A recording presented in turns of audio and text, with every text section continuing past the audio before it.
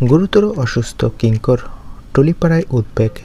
অপরাজিত চক্রবর্তীকে ঘিরে দীর্ঘ ২৪ বছরের অভিনয় জীবন, অসংখ্য জনপ্রিয় ধারাবাহিক, আর তার মধ্যে এখন দুঃসংবাদ।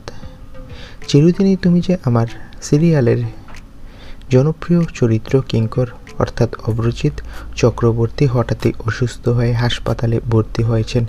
ইন্ডাস্ট্রির ঘনিষ্ঠ সূত্রে জানা গেছে, টানা কাজের চাপ ও উচ্চ রক্তচাপের সমস্যায় ভুগছিলেন তিনি।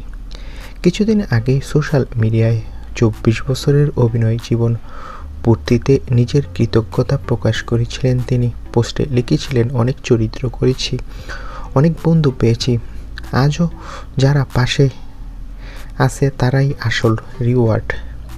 সেই পোস্টের পরই তাকে ঘিরে নেটিজনদের প্রশংসা, ভালোবাসা আর এখন চিন্তা। তবে চিকিৎসকরা জানিয়েছে, প্রাথমিক চিকিৎসার পর তার শারীরিক অবস্থা ধীরে ধীরে উন্নতির দিকে। ভক্তদের একটাই প্রার্থনা, আবারও যেন সুস্থ হয়ে পর্দায় ফিরে আসেন তাদের প্রিয় কিঙ্কর আর তাদের নতুন নতুন ধামাকা উপহার দেয়।